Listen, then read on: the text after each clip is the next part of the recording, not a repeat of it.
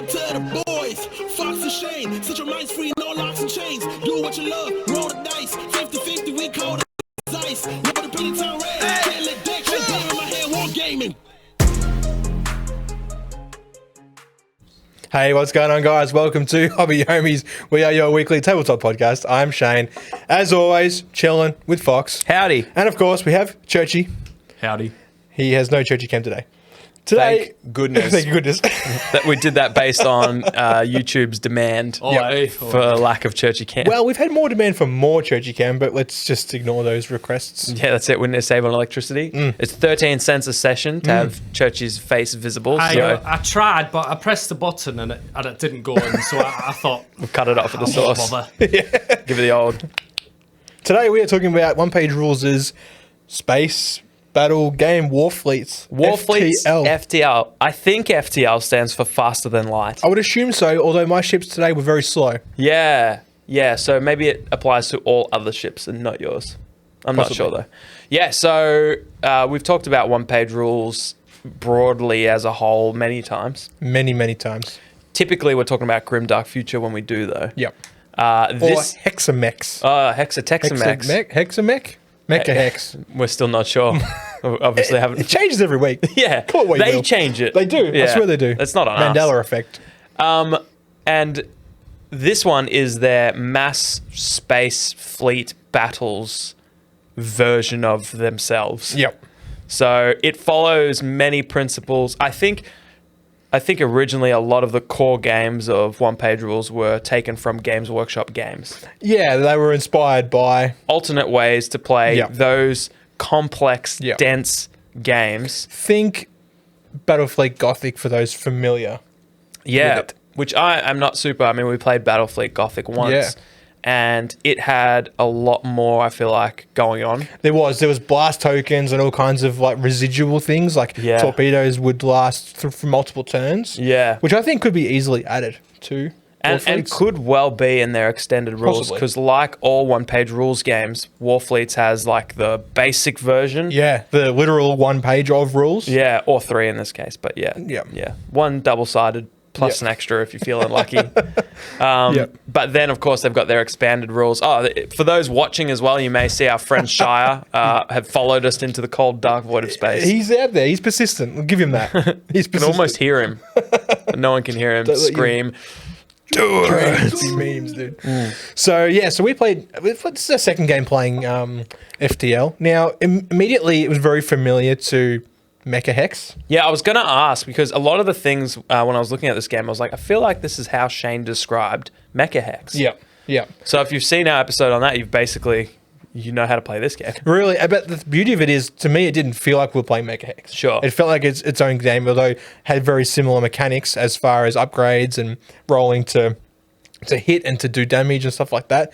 Identical. Yeah. It is identical, but it didn't feel like a reskinned Mecha Hex. It felt like its own game. Yeah, and it just felt to you like, okay, I sort of already know the rules. Yeah, kinda. Yeah. Kind of like when you swap from a game like 5 parsecs to 5 leagues, you're like, I could see the skin is different. Yeah.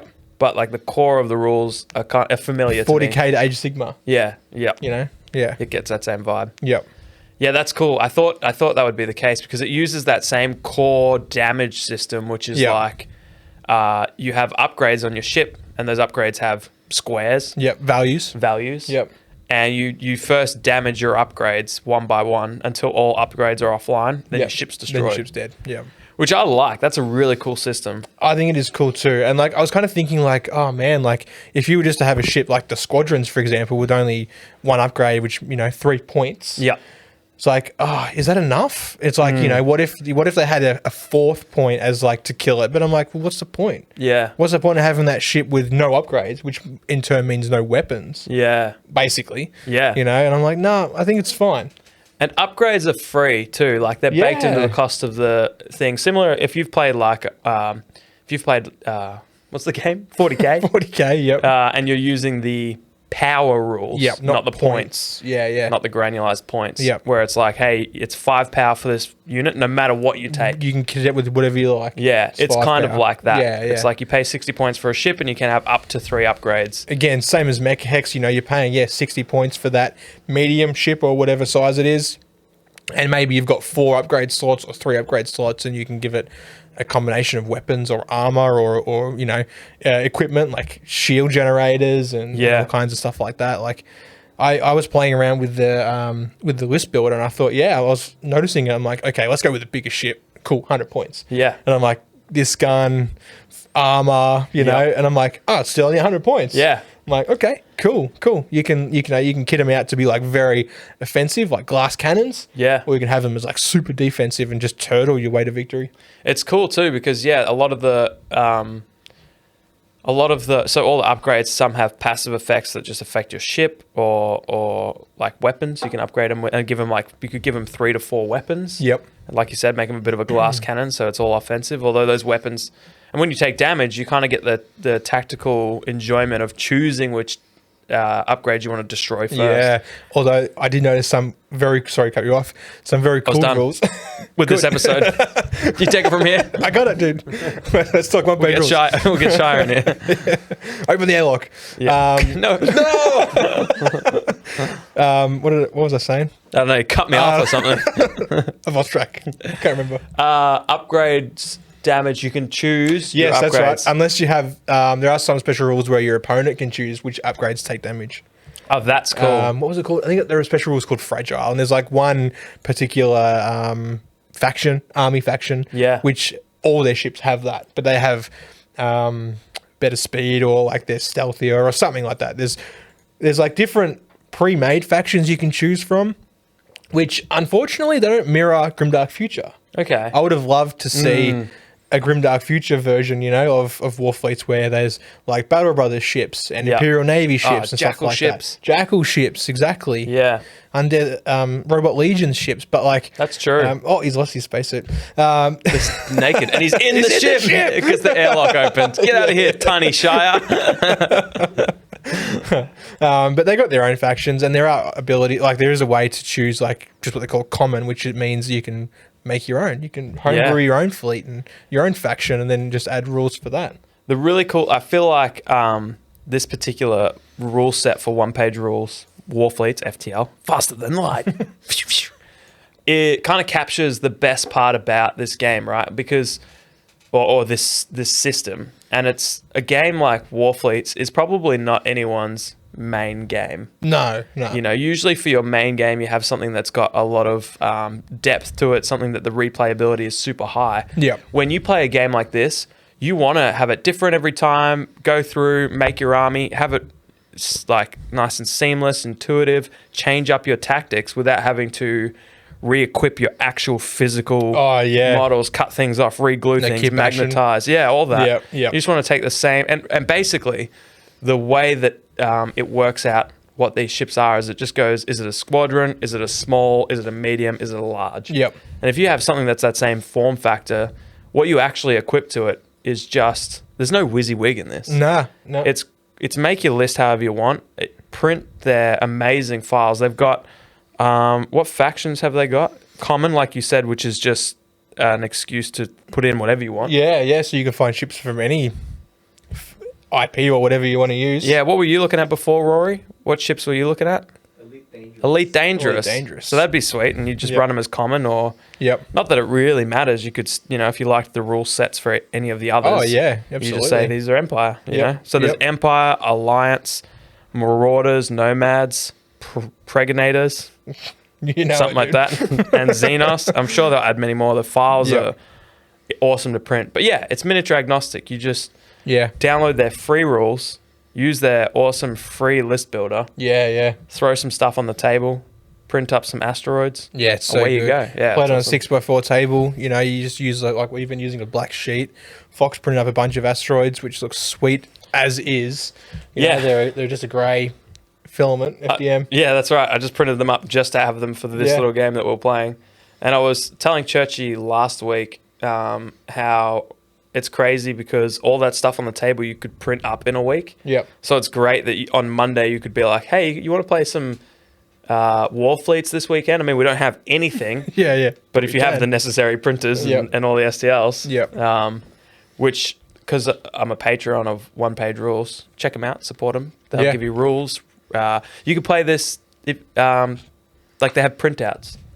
So you can 2D printouts. Oh yeah, like paper cutout. Totally, yeah. So you could give it a whirl, and then if you end up getting a printer or you just want to test out how things play, you can do it that way, which is really cool.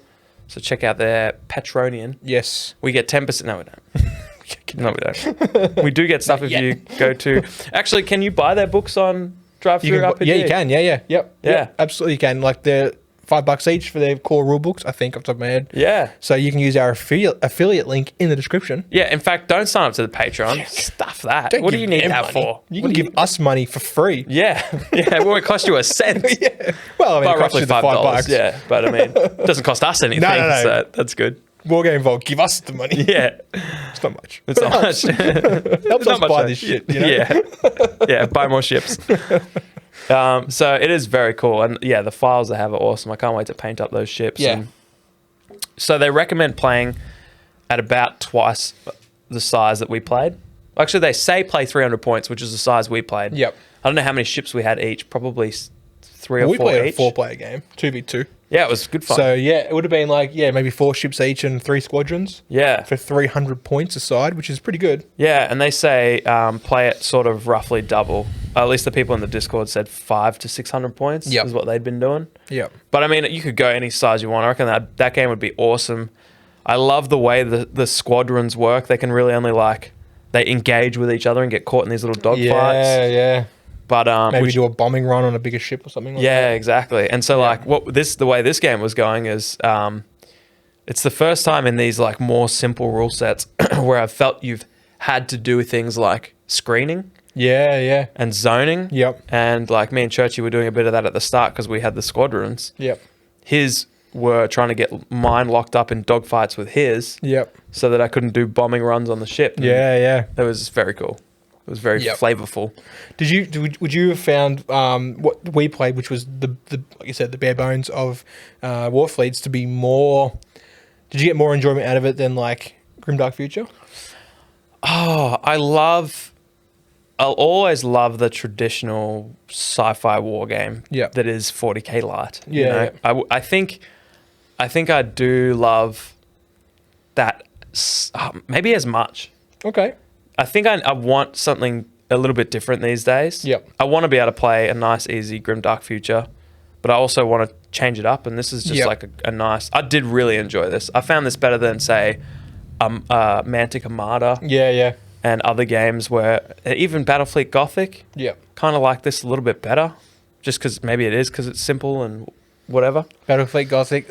Not a fan of those column shifts on the tables. Oh, that might have been what it was, yeah. I did like the persistent lots of stuff. I didn't like... There's so many, checking and the missiles that are persistently moving.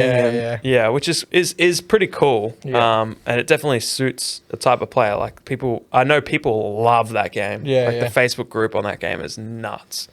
They do, tournaments. They have, community rules. It's awesome, but... Yeah, I'd prefer this because it's not going to be my main game. Yep. So this is exactly what I want. And the expanded rules for this, some of them look awesome. Oh yeah, I need to have a look at it. Yeah, well, there's scanners. Oh, so you have to use your ship's scanners to pick up the enemy troops before you can even target them. Yeah. Or you get within certain distance and you're like, oh my gosh, there's a ship out my window. There's a ship there. Yeah. Yep. So, and then there's the ability to add the 3-dimensional planes. Mm-hmm.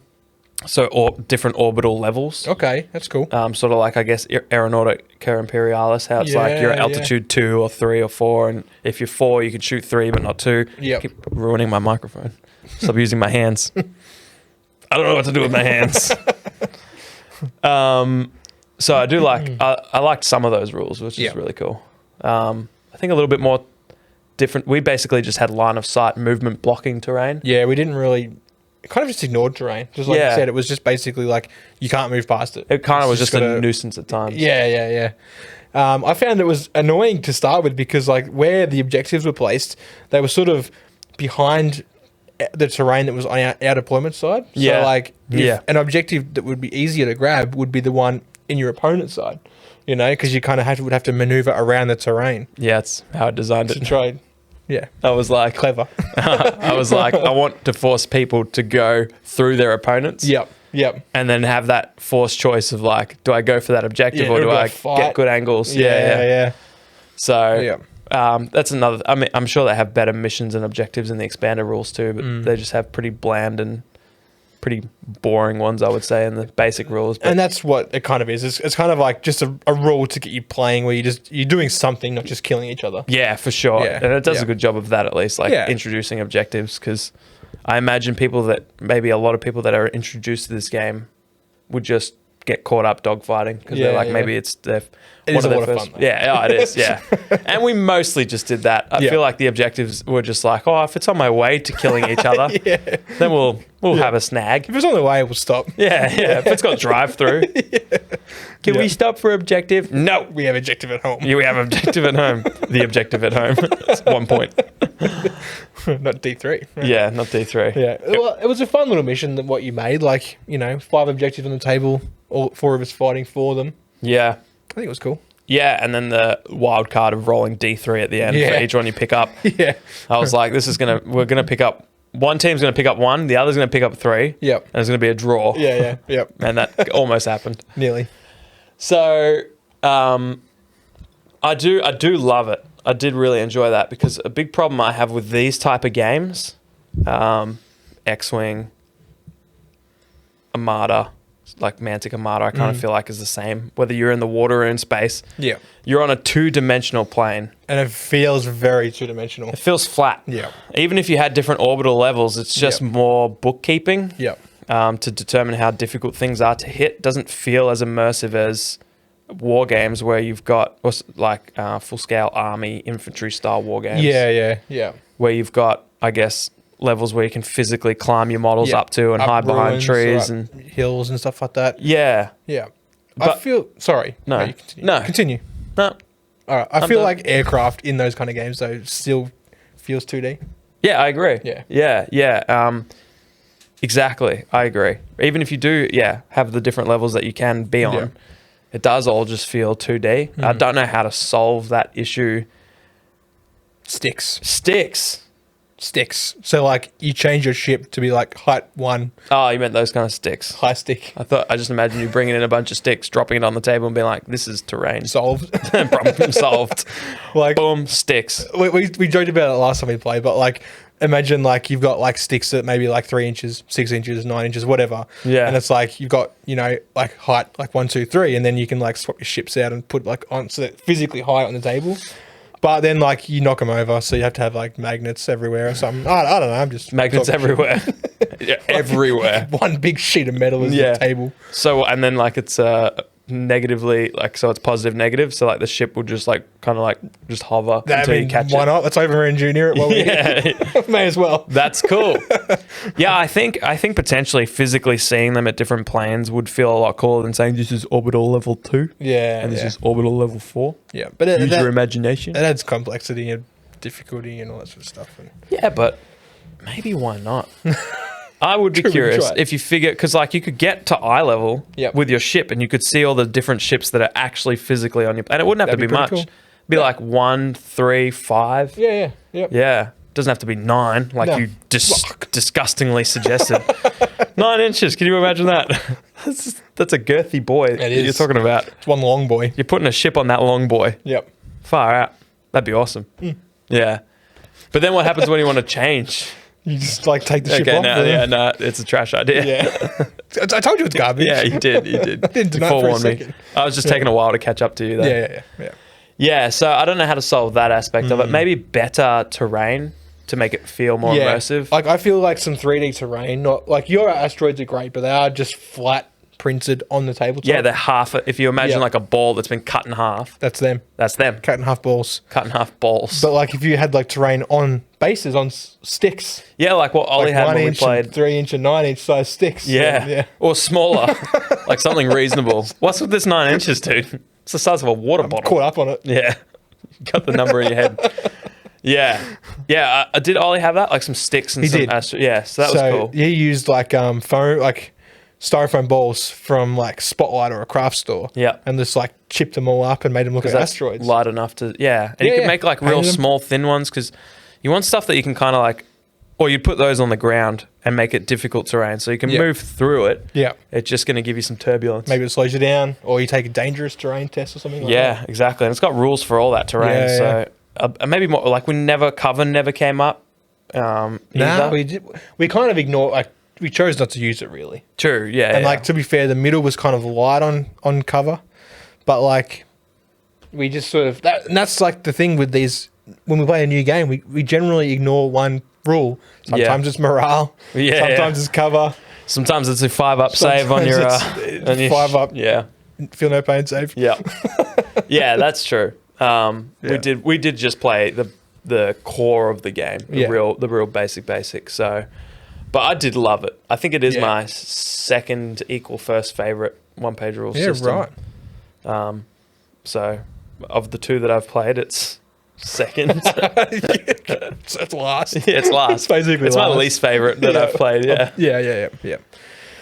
I rate it. I feel like the ships will be a lot of fun to paint too. The ones you've printed up are beautiful. They're, you've done them in resin. They come out absolutely perfect. Absolutely girthy. Garbage. They're heavy. They are heavy. Hefty ships. You should, if you're listening and you're a little bit interested and you're like, oh, well, what do I even need? I mean, just start with the fleet builder first. Yeah. Slapping 500 to 300 points. It's the default, I think. It's not much. Like a heavy ship, for example, is 100? 100. 100 or 80. Oh, 80. You can equip, you can have one hero. There is actually rules too to keep it sort of balanced, which is nice. Yeah. You can only have as many squadrons as you have upgraded ships or something. Okay. Or maximum upgrades on your ship. So there are a couple things. What I've noticed is in the list builder, you can add heavy, medium, light, Shire, squadrons. Yeah. But you can also, they've got different types of squadrons, which is very cool. Yeah, and I noticed some faction-specific squadrons as well. Yeah, so is these faction specific? It doesn't tell you in the actual thing until you click it maybe, but you print out squadrons and you just nominate, is it a gunship squadron, fighter, bomber, falcon, hawk? I think falcon and hawk. They're the faction-specific ones. Yeah, okay, cool. Yeah. And there are faction-specific ships for each size as well. So like the heavy ship for the Alliance or whatever it's called is the Eagle. Yep. Sticking to burb names. And Harrier for medium and Kite for light. It rhymes. It's intentional. So it's really cool. I would just print up a bunch of cool ships that you like. Yeah. Throw them in a list builder. And then print it again. Find an opponent. Yep. And you can teach this game easy. You really could. I'm actually playing a game of Grimdark Future tomorrow against Michael, and I might suggest this game next time we play. You can take all this. I was planning on it. When you left it here last week, so I assumed you'd leave it here again. I will. It's yours now. Yeah, absolutely, dude. Nah, take it. That'd be cool. I'd love to hear what he thinks, because it's so, like, you get you can print out your tiny little ship stat cards, cut them out, laminate them if you're feeling spicy. Oh, yeah. Or and not. You suggested, instead of just like crossing off the damage, you can use it like a whiteboard marker and then just dry erase it when you're done. Because we were like, oh yeah, that's fine. We'll just mark it out with pen, because like once you're damaged. But then we stopped and started again. Yep. And then we also, Rory and Churchy, who are on a team together, all their ships had engineering bays. And once they figured that out halfway through the second game, they were healing left, right, and center. Yeah. And then they had to like draw extra boxes on it. I think Rory like colored in and then drew on like 19 boxes. So these things look like one of them abstract pieces of art, cubism. But the sheet's so clean. It's like, here's your speeds, here's your evasiveness, and here's your, what is it, toughness? Yeah.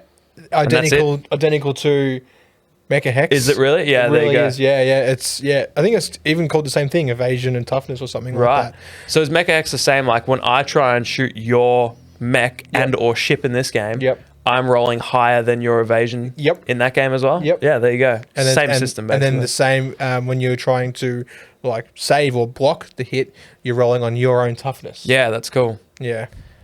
Yeah, that's really cool. Yeah. Well, now I feel like I've played Mecha Hex, so. Or Hexamech. Or... Oh, no, you didn't. No, I either, didn't, did you? no. No, it was me, Burnsy, and Moose. There you go. Yeah. Yeah. I was going to say something. It eluded me. It's looking at it is kind of interesting. Like you go, oh, it's it's 2 up. Like that's good, right? And it kind of is, right? But like in as far as evasion goes, it's not. Yeah, exactly. I saw Evasion 2+, and you think in, I guess, traditional Warhammer or whatever war game, you're like, oh, sweet. My evasion's a nice roll. Yeah. But when your opponent's trying to roll higher than that, you're like, hang on a minute. That's not good at all. I've been jibbed here. Yeah. But then when your toughness is a 2 up, like, it's pretty sweet. Yeah, it is nice. I like the way the strength of weapons worked in this as well. That aspect is different than Mega Hex, I think. Okay. Where it modifies your save. So, like, your 2 up toughness, if you're getting shot at with a strength 3 weapon, becomes a 5 up. Yeah. So it's harder to save against that. It's kind of AP into an armor save, basically. Exactly. It really is, yeah. And everything, or like I would say 99% of stuff in our game, just does 1 damage. Yeah. So you're really chipping away at these ships, which is, kind of awesome. Makes sense. I like that the Squadrons have 3 little ships on them, and they have 3 damage. Yeah, so that makes sense to me as well. But I was like, I felt so tough to kill one of Rory's medium ships. Oh, yeah. It's like you had to shoot it a heap and then ram it and then drop a mine on it. Then I had to bomb it, and then we had to have it move on the mine. He ended up moving himself, and he's like, he committed ship Sudoku. Harry. Yeah, it took a while to just beat down one of these medium ships, let alone even touching the larger ones, the heavy ones. So and that's what I feel like that's what you want. The only difference is I guess you need different types of terrain, maybe some 2D, well printed, nice, colorful, like I guess debris, or probably make some your own or whatever. Yep. To like indicate like when a ship's been destroyed, is that what you're saying, or just to give it like some replayability? Otherwise, it's always going to feel like ships and some asteroids. Yeah. Okay. Whereas because it's difficult to make it feel as vibrant as a war game, like a. Yeah. Grimdark Future that's on a lava map with old molten rocks, and then a jungle map with an old abandoned base, and then ice map or something. Yeah, exactly. Yeah, you could do what Ollie did and make up some like nebulas with like cotton wool and like and airbrush them purples and oranges and all kinds of colors and stuff like that. You could, like you said, print up and laminate maybe like a planet. Yeah, it's kind of like a distant planet maybe. I want to say like an orbital battle or something like that. Yeah, I think there's some really cool rules for like landing on planets and doing missions around planets and stuff. Mm-hmm. So that's cool. I'd love to suss some of the extra rules. I feel like the extra rules in this game are a little bit different to the extra rules in Grimdark Future. I feel like Grimdark Future is like, hey, if you want some extra weight, here are some rules to sort of play the air quotations the full game. Yeah. Whereas I feel like in this game, there's a heap of extra rules, but they're kind of like, here's a bunch of rules from other systems that you can choose to add 1 or 2 and change the way you play the whole game. So it's a bit more of a piecemeal optional add-on as opposed to like, here's rules that expand on the game, and if you add all of them, you have what we would consider the complete game. Yeah. I mean, I'm sure you could add on orbital levels, scanning for ships, and having the full planets, and you would have this pretty cumbersome, complex thing. But yeah, I think so. It'd be interesting. It'd be really cool to implement it like a campaign where you could have like it tie in with Grimdark Future games. Yes, like that would be very cool. An orbital battle will determine what happens for the start of your Grimdark Future. Maybe if you win the battle, you get an extra 200 points or something like that, or you automatically get initiative, or something that obviously won't like break the game. Yeah, but just a nice little bonus to make it feel like the thing that did things make things happen. Made it worthwhile. Make it show, my very young apprentice. We also need to print many more fleets and just have some mass battles. I think so. I feel like that game would be better with at least twice as many ships. Yep. So like 600 points. Now I want to scale it down and like print smaller ships. And so the heavies are like a quarter of the size. Yeah. And do like a Martyr size where we've got 50 ships. That'd be amazing. Make it show. Because I've always loved the scale of Star Wars Armada, Yep. the best of all those games. But no one's touching that game except for people who won some sort of lottery in the past. Yep. So it would be nice to try and do that. And I think there are rule adaptions for that as well. Yeah. So they've thought of a lot. It's been really well put together. Highly rate it. Loved it. Yeah. It's good fun. Definitely be playing again. Maybe get some battle reports going. Yeah, I think that'd In be the near easy. future? We just need to paint stuff. Yep. In the grim dark future, we'll play that. That's right. Speaking of battle reports, make sure you subscribe to our newest channel, Hobby Homies. Not Hobby Homies videos. You lied, right? I lied. I searched it as I was doing the description. I'm like, god damn it. It's not Hobby Homies videos. It's just Hobby Homies. It's just Hobby Homies. Link in the description. Check that out. There's no videos on there yet, but as soon as we start doing podcast episode related content, it will be going on there. Maybe we'll re-upload some favorites or something like that onto that channel. Yeah. Get some love on there, but make sure you give that a sub for as soon as we start doing more content. Now we're settling into the new studio and the year's sort of settling in, and we'll make it happen. We'll make it so. We will make it so. That's the title of the episode. Make it so. Make it so.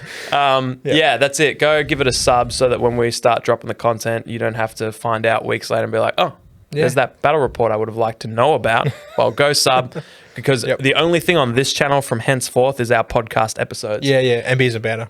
Yeah, exactly. Yeah. And so everything else that's a video and not a podcast episode of Beers and Banner will be on that other channel. So go suss it.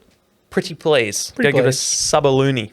Also, while you're there, like this video too. It helps a lot. Leave a comment. Let us know what you think about Warfleets Faster Than Light. Yeah. Have you played it before? Yeah. What are your thoughts? What fleet do you play? That's what I'd like to know, because I've been looking at others and they all look awesome. They do. And I want to pick a third fleet. And if you've played the Armada version, aka smaller, let us know about that if that's any good before I go print 200 ships. That'd be sweet. That's garbage. Yeah. I'm sure we it's fine. have one turn. You know what? Let's throw it in the bin. Yeah. To the table. Again, like with one of them crap sticks, like poker sticks. Yeah. Like the war table. Fuck. Oh yeah, things. true. That's how we'll push our models around, because we'll have that many. We're civilized men. Yeah, exactly. With our cigars and our. I know. What are we wearing? What's that there? Robes. Robes. Okay. I don't know. Look out. I don't know, man. Biz Banter episode. That's an after dark one. That is. True. Thank you to all of our patrons, of course, for supporting us continuously with your monetary. What's the word? Monetary contributions. That's the one. Massive shout out to Burnsy, Final Dinosaur, Lethal, Gridlock, Axe, Annex, MJ, Wack, the Ewok, Test, and Black Apollo. We got Moose, Elko, Churchy, thanks Churchy, Rad, Oliver, Hockers, Penny, Aggro, Don Juan, Don, and Big Roach. You're all legends. You keep this spaceship running, chugging along through space. I mean, you've seen we've come to a standstill. Yeah, because Shaaz lurking around. We've got to get this thing back in warp drive. Yeah, big time. Because he's just been gnawing on like the turbo thrusters. I don't know where he is, but he's coming. I can feel it. Hanging around. He's coming to get you. Around. He's outside of the ship again, though. That's good. I think we can take off now. Why is he a cosmonaut? Why is he a cosmonaut? He's got to be a naut of some time. True. Toodles, thanks for listening. Thanks for your eardrums. We'll see you next week. Big up to the boys, Fox and Shane. Set your minds for all locks and chains. Do what you love, roll the dice. 50-50, we cold as ice.